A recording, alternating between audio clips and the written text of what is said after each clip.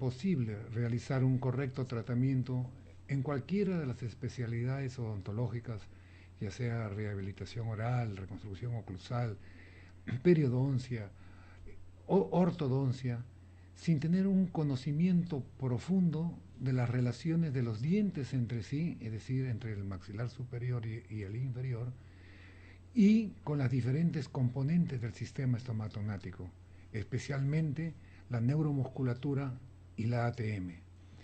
En realidad, cuando tratamos nosotros a los dientes, si bien trabajamos directamente en los dientes, indirectamente trabajamos en todo el sistema, en los músculos, en las articulaciones, en el periodonto. Hoy día se considera la oclusión de esta manera, no solamente de los contactos interdentarios que se puedan dar en estática y dinámica de los dientes, sino cómo estos dientes se relacionan también y la armonía que tiene que haber entre dientes, ATM y la neuromusculatura y el periodonto. Este de lo que vamos a hablar hoy día es un capítulo introductorio de lo que es la bioestética en odontología, porque para hablar y entender bien la rehabilitación o la reconstrucción oclusal bioestética, tendríamos que estudiar otros capítulos como son el diseño de los dientes naturales y especialmente la fisiología de la oclusión, cómo es que se forma la oclusión durante la etapa de crecimiento y desarrollo de los maxilares, los diferentes tipos de oclusión que existen. Un punto importante también son los factores que hacen a la desoclusión, en donde por supuesto la guía anterior es uno de los más importantes, pero también la ATM, la articulación temporomandibular, y la alineación tridimensional de los dientes también son factores de desoclusión. Luego otro punto importante en la fisiología y necesario para un funcionamiento del sistema es el de la dimensión vertical oclusal y entender también cómo se realiza la masticación. Otros puntos también son las cargas oclusales y por último tendríamos lo que es la reconstrucción oclusal bioestética, desde el diagnóstico hasta la restauración completa de la dentición. Pero hoy día vamos a hablar de una introducción a la bioestética, al conocimiento de lo que es bioestética en odontología. Según Robert Lee, bioestética es el estudio de la belleza de las cosas vivas en sus formas naturales y su adecuada función. Quiere decir que aquí hay tres componentes: belleza, forma y función. Todos sabemos que es necesario que existan formas para realizar las funciones. Tiene que haber forma para la función.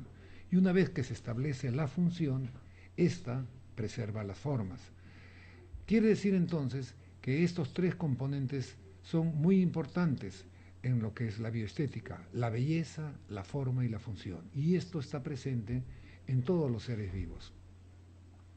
Si analizamos el sistema estomatognático de las diversas especies, podemos observar la íntima relación bioestética que existe entre los biotipos, los dientes, la ATM, los huesos y los músculos, porque todos ellos se encuentran interrelacionados.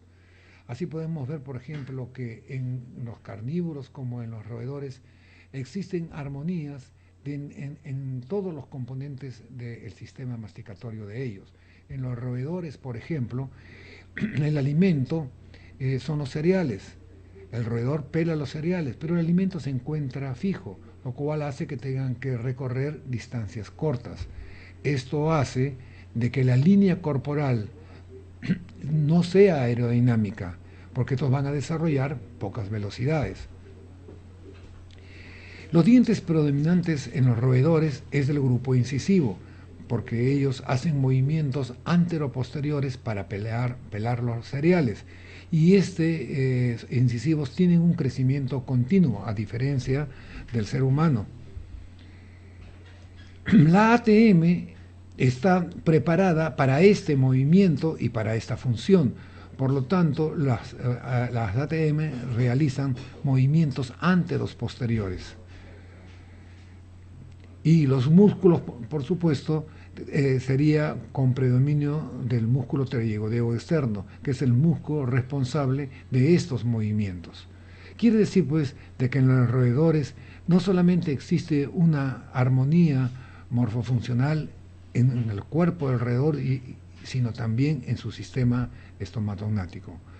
En los carnívoros ocurre también algo parecido. El alimento, es decir, que hay unas relaciones armónicas entre la forma y la función. El alimento son las carnes, pero estas se encuentran en movimiento, por lo tanto, necesitan recorrer grandes distancias. Esto hace que la línea corporal del cuerpo sea aerodinámica, porque tienen que desarrollar muchas velocidades, mucha velocidad. El diente predominante es del grupo incisivo y estos tienen una gran curvatura radicular. La ATM entonces está programada para este tipo de movimiento, que es de apertura y cierre, porque los carnívoros ejecutan su masticación con movimientos básicamente verticales, de apertura y cierre. Y el músculo predominante es un músculo de cierre, que es el músculo temporal.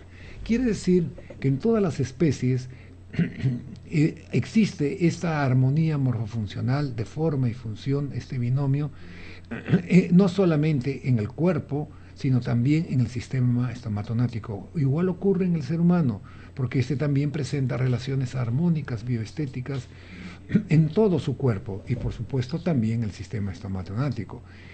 Entonces lo que tenemos que estudiar es la belleza que existe y su relación con el binomio forma y función. El ser humano en su sistema masticatorio presenta características combinadas de carnívoros, herbívoros y roedores, debido a que su dieta es mixta. Es por esto que la articulación temporomandibular y la neuromusculatura, los mismos dientes, están preparados para este tipo de masticación. Y en el ser humano esta función es muy compleja, es necesario un movimiento muy coordinado de todos los músculos de cabeza y cuello para mover adecuadamente la mandíbula. Esto hace de que el sistema, que es muy complejo, y a pesar de esta complejidad, puede permanecer sano durante muchos años, y a veces durante toda la vida del individuo. Pero cuando comienzan a haber alteraciones, estas alteraciones pueden llevar hasta situaciones muy problemáticas. Si nosotros vamos a estudiar la bioestética en rehabilitación oclusal, pues, vamos a entender que esto tiene que integrar la belleza natural de los dientes con la sonrisa y la cara de los pacientes. Y esto a su vez tiene que estar integrado con el binomio forma y función óptimas. Quiere decir que aquí de nuevo están esto de belleza y forma y función. Y todo esto, si tiene que estar integrado, implica que no puede haber una sin la otra. Tienen que estar todas estas características. Esto está basado en un modelo dentognático humano, de Human Dentognatic Model, que esto surgió de estudios comparativos con denticiones perfectas, naturales, que lo estudió el doctor Robert Lee. Robert Lee fue un odontólogo que ya falleció, y él fue el que realmente le enseñó a Ronald Roth, que es un ortodoncista, todos los principios de una oclusión orgánica y de estos principios bioestéticos, que es lo que se viene aplicando en Estados Unidos, y ahora se han creado escuelas en todo el mundo de la ortodoncia aplicando los principios de Robert Lee. Si nosotros observamos estas denticiones perfectas o casi perfectas, porque la perfección no existe, en bocas que están muy bien alineadas y que son muy estéticas, por lo general estas bocas cumplen adecuadamente sus funciones, y hay ciertas características que se encuentran en estas bocas. Una de ellas es que si lo vemos en el plano frontal, como en este caso, vamos a ver los dientes anteriores, de canino a canino, superiores e inferiores, y se puede apreciar en estos dientes anterosuperiores cómo los centrales y los caninos están en una línea recta. Sin embargo, los laterales siempre se encuentran ligeramente más cortos. En el sector posterior también podemos apreciar los corredores bucales, que cuando esto es correcto está bien alineado. Esta correcta alineación tridimensional, tanto en el superior e inferior, es signo de buenas denticiones. ¿Qué cosa es alineación tridimensional? Alineación tridimensional no es otra cosa que la más correcta posición de los dientes en los tres planos del espacio para absorber las fuerzas que generan los diferentes grupos musculares, tanto en el cierre como en los movimientos excéntricos. Quiere decir que este es un modelo de una boca muy bien, bien hecha, y aquí se encuentran todos los mecanismos de protección que tienen esta boca para que se ejecute adecuadamente la fisiología, la masticación, la deglución, pero que además tendrán muchos mecanismos de protección para la parafunción. Estos mecanismos de protección para la parafunción están dados mayormente por los dientes anteriores. Cuando hay una guía anterior correcta, esta guía anterior es muy estética, como en este caso, y además, por ser adecuadamente estética, también va a cumplir sus funciones. Cuando el paciente está en parafunción y ejecuta movimientos sin alimento entre ellos, es conveniente de que al hacer los movimientos laterales, los caninos que están diseñados para hacer las oclusiones estén correctamente ubicados. Esta alineación tridimensional de los caninos es también muy importante. Si nosotros vemos en el plano frontal, vamos a ver siempre de que nunca se ve la vertiente distal del canino, solamente la vertiente mesial.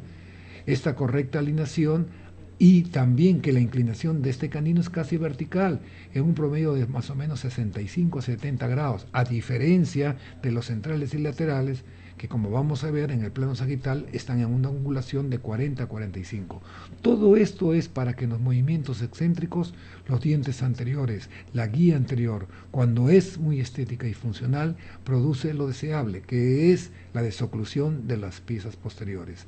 Tanto en el lado de trabajo, que es el lado a donde se mueve la mandíbula, llamada también lado de laterotrusión, y también se separan las piezas del lado de no trabajo, que también se le denomina lado de medio otrusión, porque se acerca a la línea media. Por lo tanto, los dientes anteriores separan a los posteriores en los movimientos excéntricos, produciendo que de esta manera la protección de estos dientes posteriores y también la protección de las articulaciones, puesto que se genera una palanca ineficaz de clase 3, donde el punto de apoyo es la articulación, los músculos están al medio y el canino que está adelante es la resistencia. Entonces produce una palanca ineficaz de clase 3. Decimos ineficaz porque de las tres tipos de palanca, la interapoyante, la interresistente y la interpotente, esta palanca es la menos eficaz. Y al ser menos eficaz la palanca protege mucho mejor a los dientes. Si nosotros ejecutamos movimientos protrusivos, vamos a ver que los dientes anteriores, que como les digo, en el plano sagital veremos que tiene una inclinación de 40 a 45 grados aproximadamente, al hacer el movimiento protrusivo durante la parafunción, se separan también las piezas posteriores, protegiendo entonces los dientes anteriores a las piezas posteriores y además también protegiendo a las articulaciones temporomandibulares. Quiere decir entonces que los dientes se protegen entre sí y también protegen a las articulaciones. Cuando se cierra la boca, todas las piezas posteriores al hacer contacto comparten y reparten las fuerzas, permitiendo que lleguen fuerzas no tan fuertes a la articulación, protegiendo de esta manera las piezas posteriores a las articulaciones y también a los dientes anteriores, ya que estos se encuentran en una situación de acoplamiento. Quiere decir que en el sistema masticatorio existe un mecanismo de protección de dientes anteriores a piezas posteriores y de piezas posteriores a dientes anteriores, y ambas, anteriores y posteriores, protegen a las articulaciones. Por lo tanto, durante la parafunción, que es cuando se producen estos movimientos con la boca vacía, sin alimento y contacto dentario, la guía anterior es uno de los mecanismos más importantes para la protección del sistema. ATM, dientes, músculos y periodonto. Este modelo que acabamos de ver permitió al doctor Robert Lee un cambio en los tratamientos al ver los resultados positivos en sus pacientes cuando se aplicaban los principios bioestéticos que ya estamos viendo y que después vamos a ver con mayor detalle. Este modelo provee los principios necesarios que nos servirán de base para un tratamiento ideal.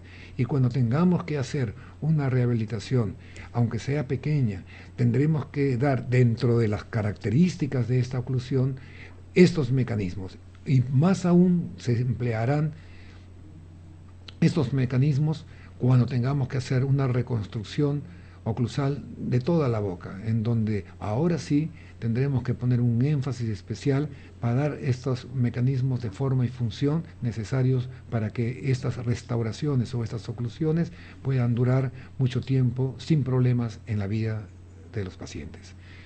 Por lo tanto, los casos resueltos bajo este concepto son muy estables, predecibles, estéticos y funcionales, superior a cualquier otro tratamiento cuando aplicamos estos conceptos. Estos cambios positivos los vamos a incorporar a los dientes, a la sonrisa y a la cara. Se obtiene una mejora sustancial en la apariencia física y bienestar psicológico del paciente. En realidad esto no es nada nuevo, ni tampoco es un invento que se hace, sino simplemente esto es lo que encontramos en las bocas sanas de los pacientes que no tienen desgastes y que sus dientes se encuentran muy bien alineados. Estas son características que tienen estas oclusiones que van a preservar a los dientes y a su vez también van a evitar problemas a nivel de las articulaciones y a nivel de la neuromusculatura y a nivel del periodonto. Vamos entonces a revisar algunos principios bioestéticos. Cuando los dientes están en contacto, los cóndilos se encuentran en la posición funcional más superior, anterior y medial, con el disco interpuesto en su porción más delgada. Este es el concepto actual que se tiene de relación céntrica. Relación céntrica es una posición de cóndilos centradas dentro de sus cavidades y estos cóndilos del maxilar inferior están apoyados contra la vertiente posterior del tubérculo articular con el disco adecuadamente interpuesto. Si bien no todos los pacientes están con los cóndilos centrados en esta posición de relación céntrica, pequeñas diferencias en que los cóndilos se encuentren ligeramente adelantados debido a interferencias posteriores va a hacer de que los cóndilos que están un poco más adelantados no estén en relación céntrica. Sin embargo, cuando hay equilibrios funcionales y hay mecanismos de adaptación y compensación, los pacientes o los individuos que no se encuentran en céntrica pueden tener oclusiones fisiológicas. Sin embargo, pensamos que cuando tengamos que hacer una reconstrucción de toda una boca, los cóndilos tienen que estar apoyados en su posición más centrada, como acabamos de decir. En segundo lugar, como principio bioestético, es que la guía anterior evita los contactos posteriores en los movimientos excéntricos. Y esto es lo que anteriormente hemos explicado. Cuando existe una buena guía anterior, correcta guía anterior, y es funcional y estética, cuando se hagan los movimientos excéntricos no van a haber contactos posteriores. Si hay contactos posteriores, estos pueden ser interferencias. Y estas interferencias pueden ser del lado de trabajo, del lado no trabajo, al cierre. Parece ser que una de las más graves interferencias y que pueden producir más problemas son las interferencias del lado de no trabajo. También Roth habla de una interferencia en el cierre que va a establecer un fulcrum en la boca y generalmente estas interferencias están entre las segundas y terceras molares. En los incisivos, en estas bocas sanas, que tienen todo lo que es de estético y funcional, el entrecruzamiento es entre 3 y 5 milímetros y el resalte entre 2 y 3 milímetros.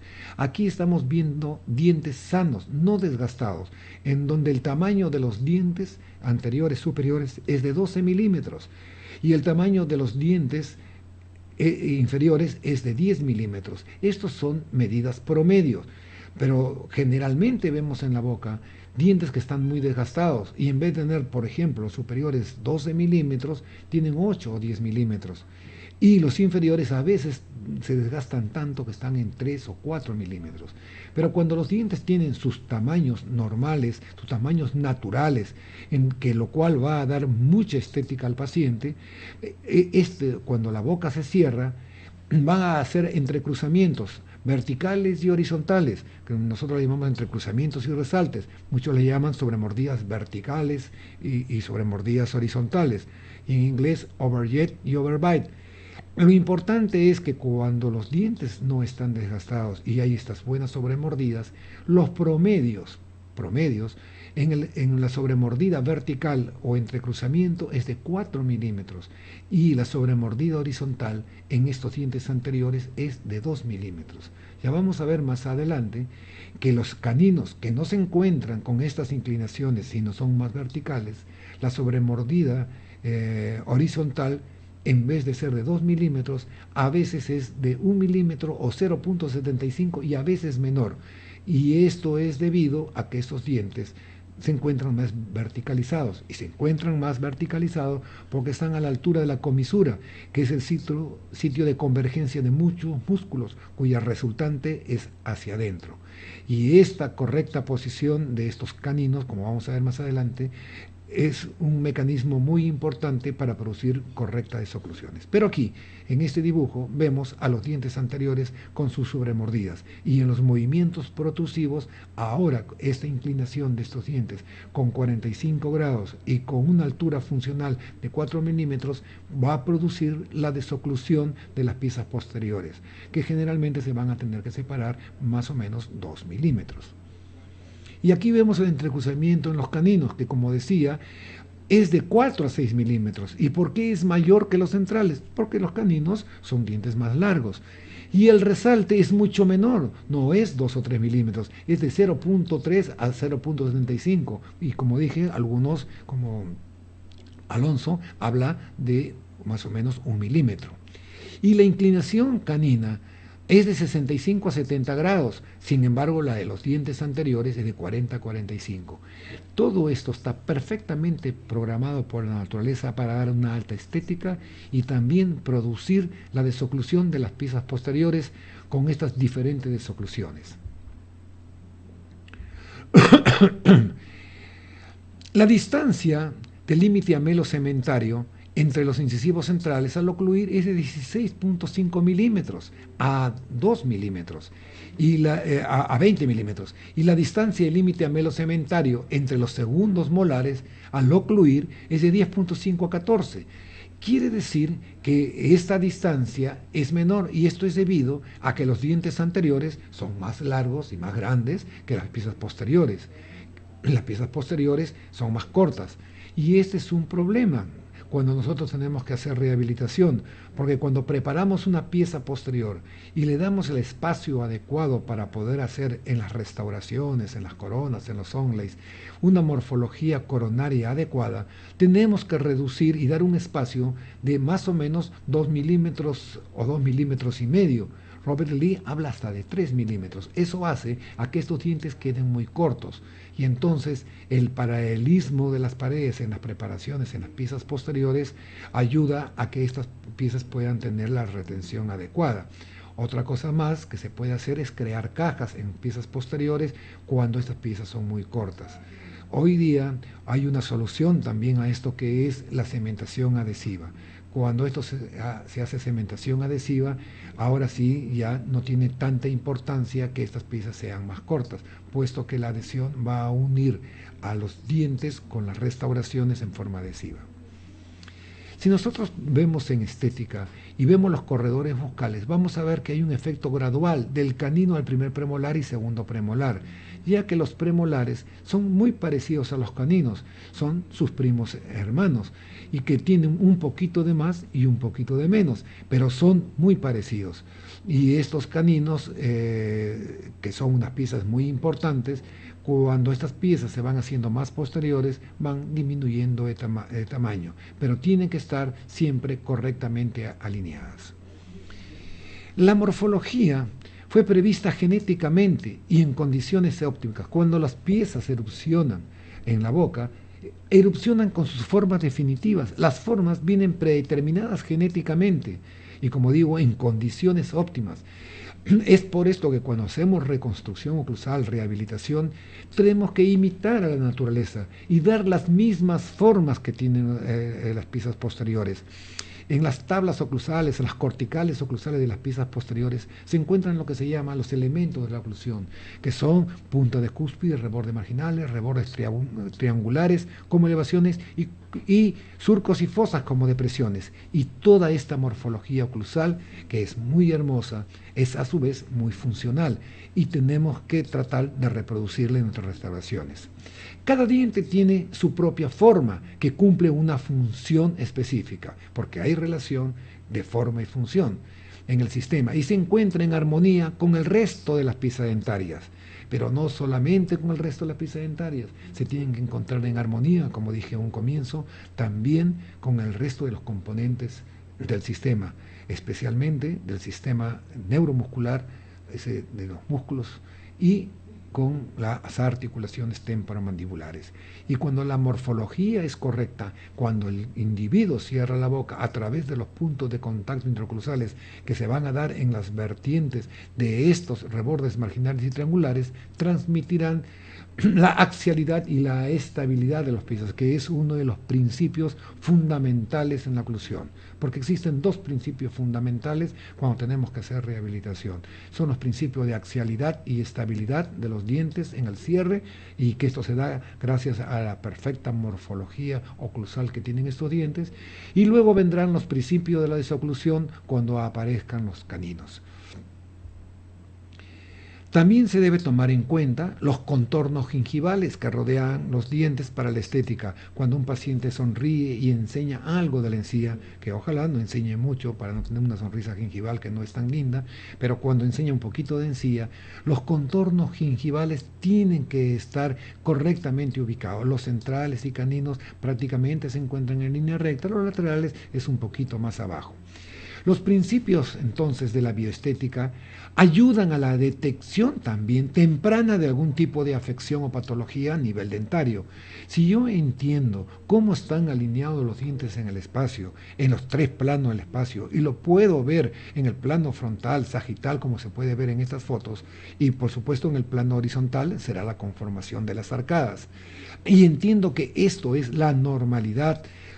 Puedo apreciar muy bien cuando esto se ha alterado, por ejemplo, por ausencia de algunas piezas, las piezas se movilizan, se extruyen, y entonces puedo entender prácticamente sin mayor estudio que ahora hay patología.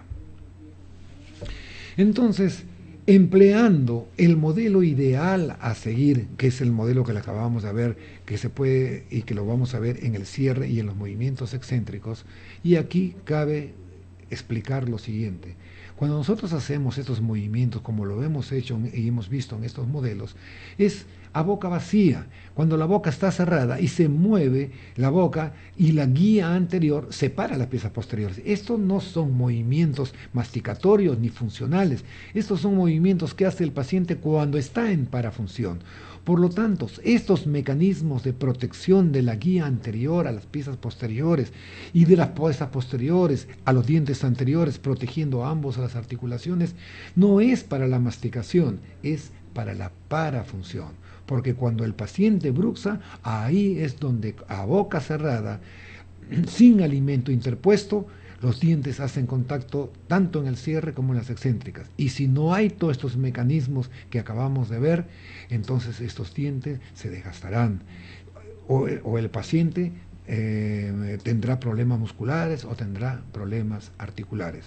Es interesante entender lo que es el bruxómano. Muchos piensan que bruxómano es un individuo que desgasta dientes. Si bien, claro, puede ser un individuo que desgasta dientes, un bruxómano no es solamente eso, Bruxómano es un individuo que tiene tensión emocional y sobrecarga a todo el sistema, compuesto por dientes, articulación temporomandibular, músculos, etc. Y cuando sobrecarga el sistema, que es como una cadena, se va a romper con el eslabón más débil. Si lo más débil del sistema son las articulaciones, este será un bruxómano que sufre de sus articulaciones, que tendrá alteración de sus articulaciones. Pero si lo más débil de su sistema es la neuromusculatura, este será un individuo que tendrá problemas de apertura de la boca, tendrá problemas de dolor en la musculatura, tendrá problemas de dolor en el cuello, etc. Ahora, si lo más débil de su sistema es el periodonto y encima, porque tiene placa bacteriana, puede mover los dientes. Y por último tenemos al individuo de que tiene su tejido adamantino, o sea, el esmalte, más débil, que es más blando, y entonces cuando bruxa desgasta los dientes. Pero bruxómano no es un individuo solamente que desgasta dientes. El bruxómano es un individuo que tiene tensión emocional y sobrecarga cualquier parte del sistema y se puede alterar una de ellas o en combinación dos o hasta tres. Por lo tanto, hay que tener mucho cuidado en entender lo que es el bruxómano. Entonces, empleando este modelo ideal a seguir, como acabamos de ver, podemos observar las etapas más tempranas de patología del sistema dentario en los pacientes. Acuérdense una cosa, los signos aparecen mucho antes que los síntomas. Los pacientes llegan al consultorio y a veces vienen con la dentadura bastante desgastadas o alteradas. Y el paciente no tiene sintomatología dolorosa, pero nosotros podemos apreciar los signos y explicarle al paciente que ya está teniendo problemas y que hay que encontrar las soluciones. Y empleando también este modelo a seguir, podemos entonces diagnosticar y cuantificar cualquier alejamiento de los principios bioestéticos. Cuando más alterada esté la boca, más alejada estará de estos conceptos, de estos principios bioestéticos que acabamos de explicar. Y además, también empleando este modelo, podemos incorporar los principios al tratamiento del sistema dentario deficiente. Además, la necesidad de cualquier tipo de especialidad necesaria, como ortodoncia, periodoncia, cirugía ortognática, que sea necesario. Porque hay que recordar que no todos los casos se pueden resolver con rehabilitación. Muchos casos necesitan solamente ortodoncia, otros van a necesitar además periodoncia y algún otro a lo mejor, cuando la ortodoncia por sí sola no es suficiente, cirugía ortognática. Y otros necesitarán cirugía ortognática, ortodoncia y además a veces periodoncia y reconstrucción oclusal. La única forma de poder diagnosticar es entendiendo cómo son estas bocas naturales, sanas, que reúnen estos conceptos bioestéticos. Ante la alteración de algún aspecto de la armonía bioestética, hay que buscar devolver estos factores perdidos. Sabemos que algunos factores como la mordida abierta pueden ser desencadenantes para romper el equilibrio de la bioestética. Los beneficios del tratamiento bioestético van desde tratamientos preventivos hasta rehabilitaciones orales más extrema y es aplicable a cualquier edad y cualquier condición. Cuando hablamos de tratamientos preventivos, no estamos refiriéndonos a aquellas bocas que son fisiológicas y que están sanas, que nosotros no tenemos que hacer nada en la boca si es que no lo necesita, salvo que tenga problemas, como pueden ser problemas estéticos o problemas funcionales. El objetivo es ayudar a que la belleza del sistema masticatorio dure toda la vida. Y si esto está relacionado con el binomio forma y función, le vamos a poder dar a nuestros tratamientos la belleza necesaria. Esta odontología bioestética es una rama muy exacta de la odontología que requiere realizar estudios especiales en el Instituto de Bioestética de los Estados Unidos, con una duración aproximadamente de 4 años para ser así evaluados por la Fundación. Es toda una especialidad que se sigue. Y esto no es solamente para los que hacen rehabilitación, esto es para los que hacen periodoncia, para aquellos que hacen ortodoncia, cirugía ortognática, porque los principios de oclusión se aplican a todas las especialidades, como dijimos en un comienzo. Entonces ahora nos podríamos preguntar, entendiendo lo que es bioestética, ¿qué es oclusión? Nosotros podemos definir la oclusión de la siguiente manera. Es la interacción morfológica y funcional, porque es de forma y función, coordinada de las relaciones de contacto dentarias estáticas y dinámicas con respecto al resto del sistema estomatognático. ¿Y cuál es el resto del sistema estomatognático? El periodonto, el sistema neuromuscular, la unidad cráneo-cérvico-mandibular y la articulación temporomandibular. Es decir, hay una armonía entre las relaciones interoclusales de los dientes y los demás componentes del sistema.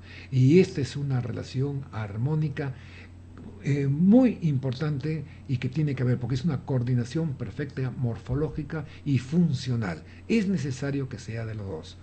Estos componentes fisiológicos, todos los que acabamos de hablar, funcionan en forma integrada y dinámica durante la vida del individuo.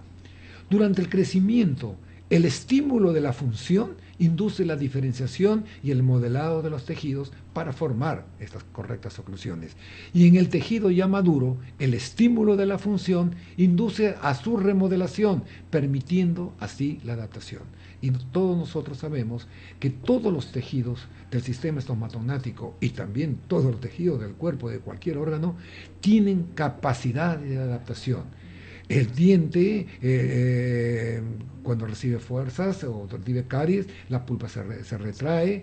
El periodonto, cuando recibe fuerzas excesivas, se fortalece y se ve un periodonto más engrosado. El hueso se pone más compacto. Y la ATM, que antes se pensaba que tenía una capacidad de adaptación pequeña, hoy día que sabemos que la articulación que está rodeada de un tejido mesenquimatoso indiferenciado, puede tener capacidad de adaptación durante toda la vida del individuo.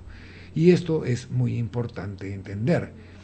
Entonces, para adaptarse a los cambios funcionales, se tienen que producir modificaciones compensatorias en los tejidos que evitarán las alteraciones de los mismos. Esto significa, pues, de que el sistema estomatognático es un sistema muy complejo, formado por dientes, articulación temporomandibular, sistema neuromuscular y ATM. Cuando todos estos componentes funcionan armónicamente, hay salud biológica. Pero cuando surgen alteraciones en la conformación, en la estructura o en la función de cualquiera de estas partes interrelacionadas, se tienen que producir alteraciones en otras partes para dar lugar a estos mecanismos de compensación de los cuales estamos hablando. Pero cuando debido a demandas funcionales excesivas, traumatismos, patologías, pérdida de capacidad de adaptación, este equilibrio se pierde, pueden producirse alteraciones tisulares que se manifestarán a través de signos y síntomas de desórdenes temporomandibulares, porque han excedido la capacidad de adaptación. Es decir, ahora vendrán desórdenes temporomandibulares, y ya es bueno entender que estos desórdenes temporomandibulares están relacionados a la oclusión, pero no únicamente a la oclusión. Hoy día sabemos que hay otros factores que pueden dar problemas disfuncionales. La oclusión no es el único y ni siquiera es más importante. Están también los traumatismos, el dolor profundo, el estrés emocional, la parafunción, todos ellos pueden dar problemas. Si un paciente sufre un accidente y se golpea la mandíbula y tiene un problema de alteración del disco, esto no tiene que ver nada con la oclusión. Esto es debido a un traumatismo. Igual hay otros factores etiológicos, porque como decimos, la oclusión no es el único y ni siquiera es el más importante, pero se tiene que considerar. Los principales signos y síntomas de un sistema masticatorio inestable es prácticamente lo siguiente, y estas son las preguntas que generalmente les tenemos que hacer a los pacientes cuando vienen al consultorio para saber si tienen algún signo y síntoma de disfunción. Dolor y ruidos en la TM, el rechinar o apretar los dientes, el dolor de cabeza, cara y cuello, dientes desgastados, sonrisa antiestética, fracturas frecuentes de restauraciones dentales, expresión facial de fatiga y dificultad para comer. Cuando el paciente tiene algunos de estos, o basta uno o dos de ellos, ya sabemos que el paciente está teniendo signos y síntomas de disfunciones y que tenemos que hacer algo porque no podemos tratar a un paciente de su oclusión a través de reconstrucción oclusal, a través de ortodoncia, si primero no tratamos las disfunciones musculares y o articulares que pueda tener el paciente. Primero tenemos que resolver estos problemas, porque es imposible tratar a un paciente correctamente y llevarlo a céntrica y hacer todo lo que tenemos que hacer si el paciente está disfuncionado, si los músculos están alterados y su articulación también está sufriendo o ha sufrido daños. Entonces se precisará, cuando lo requiere, tratamiento de las diversas disfunciones, que a veces engloba la oclusión, cuando este es un factor contribuyente, pero como les dije, hay otros factores a veces más importantes y la oclusión no tiene nada que ver, por lo tanto no tenemos por qué tocar la oclusión en esos casos, pero a veces sí, para conseguir la reparación de los tejidos. ¿Qué es entonces el concepto que tenemos hoy en día de oclusión utilizando estos parámetros bioestéticos? Si definimos la oclusión como la interacción morfológica y funcional coordinada de las relaciones de contacto dentarias estáticas y dinámicas con respecto al resto del sistema, cuando estas relaciones de contacto dentario se encuentran realzadas por ciertas características, tales como una morfología coronaria natural, sin desgaste en los dientes anteriores y posteriores, indispensables para una buena estética y a una oclusión funcional. Si existen excelentes longitudes coronarias en la guía anterior, con pronunciados entrecruzamientos, favoreciendo la estética y los mecanismos de oclusión a las piezas posteriores, y existen excelentes alineaciones tridimensionales individuales y de conjunto de todas las piezas dentarias anteriores y posteriores, en posición de relación céntrica en el cierre céntrico y a una determinada dimensión vertical compatibles con la estética y la función, ahora entonces estamos ante una oclusión bioestética. Nos hemos acostumbrado a ver dientes desgastados y muchos pacientes vienen con los dientes desgastados hasta la mitad y a veces desgastados así son estéticos porque el paciente se acostumbra a esto, pero ya comienzan a tener problemas u oclusiones que ya no están correctas y este es el momento de tratarlo a través de esta oclusión bioestética y de estos tratamientos de restauraciones bioestéticas. La oclusión bioestética, por lo tanto, integra, como dijimos, la belleza de la sonrisa con las formas naturales dentarias y la función biológica. Es indispensable estos tres componentes para obtener lo que ustedes están viendo ahí en este individuo, porque este no es paciente, este es un individuo porque está sano. Y entonces esto es lo que tenemos que tratar de imitar, esto es lo que tenemos que tratar de hacer, estética y funcionalmente, porque cuando hagamos una rehabilitación, todos los dientes del maxilar inferior, anteriores y posteriores, tendrán que ocluir, no solamente tendrán que con las piezas superiores, sino también tendrán que estar en armonía, no solamente con estos dientes, sino también con los mecanismos de absorción de fuerzas que son las articulaciones, tanto alveolodentarias como temporomandibulares, y estas tienen que estar entonces perfectamente programadas. Por lo tanto, dicho todo esto, ya podemos entender que la oclusión bioestética abarca tres elementos importantes: la forma y función de los dientes anteriores, la forma y función de los dientes posteriores y la forma y función del ATM. Y estos tres puntos importantes en la oclusión son los que nosotros tenemos que realizar cuando hagamos reconstrucciones oclusales. Dar a los dientes anteriores su forma y función y belleza, dar a las piezas posteriores su forma y función y belleza, y por supuesto que tiene que estar esto en armonía con las ATM. Esta oclusión bioestética entonces será la base para el diagnóstico y tratamiento del sistema a través de los diferentes procedimientos de rehabilitación oral, para hacer correctamente una rehabilitación oral bioestética. Pero, ¿qué es rehabilitación oral?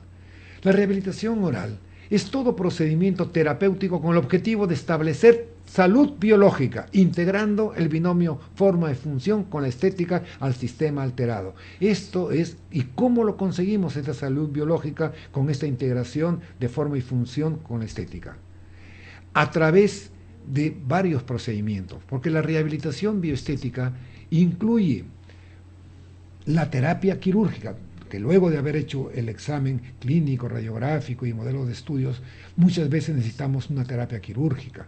Y esto también es parte de la rehabilitación, una terapia periodontal, terapia neuromuscular y articular cuando los pacientes están disfuncionados. Todo esto tiene que ser previo a la rehabilitación oclusal bioestética. ¿Y qué es la rehabilitación oclusal bioestética? Es aquella parte de la rehabilitación oral que tiene como objetivo la transformación de las oclusiones fisiológicas alteradas, que no tienen patología, pero que están alteradas, como por ejemplo por ausencia de algunas piezas, por extrusiones de otras, por piezas rotas, cariadas, etc. No fisiológicas, es decir, oclusiones patológicas, en donde ya hay patología no solamente en los dientes, sino también en otras partes, como son las articulaciones, etc. O que sin ser patológicas ni estar alteradas, son estéticamente inaceptables. Y transformar estos tres tipos de oclusiones en oclusiones fisiológicas y estéticas. Esto es la rehabilitación oclusal. ¿Y cómo hacemos la rehabilitación oclusal bioestética? Alonso lo dice muy claramente.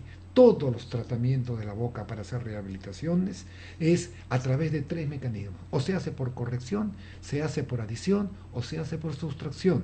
Por corrección es la ortodoncia y la cirugía ortognática. Por adición es la reconstrucción oclusal, que es lo que hacemos nosotros y que generalmente le llamamos rehabilitación oral. Pero es una parte de la rehabilitación oral y es una parte de la rehabilitación oclusal. O lo podemos hacer por sustracción, y la sustracción es el ajuste oclusal por desgaste selectivo. Es interesante que cualquiera de ellas que se haga, se tienen que hacer alineando los dientes, porque alineación tridimensional resuelve todos los problemas. ¿Y qué es alineación tridimensional? Alineación tridimensional es la mejor posición de los dientes en los tres planos del espacio para absorber adecuadamente las fuerzas que generan los diferentes grupos musculares, cercanos a ellos como puede ser labios y lengua para el sector anterior, o a distancia como puede ser macetero, temporal, pterigoideo interno para las piezas posteriores. Es decir, mi tratamiento consiste en hacer una correcta alineación tridimensional. Si yo hago una guía anterior con dientes con las formas adecuadas, con los tamaños adecuados, con los colores adecuados, y estos están bien alineados, tendré el máximo de estética en esta guía anterior. Y esta será estética y funcional. Y luego cuando haga las piezas posteriores y todos estén correctamente alineados en esta alineación tridimensional correcta, que Majorri le llamó el espiral dinámico de la oclusión, entonces cuando hagamos todo esto será sumamente estético y a la vez funcional.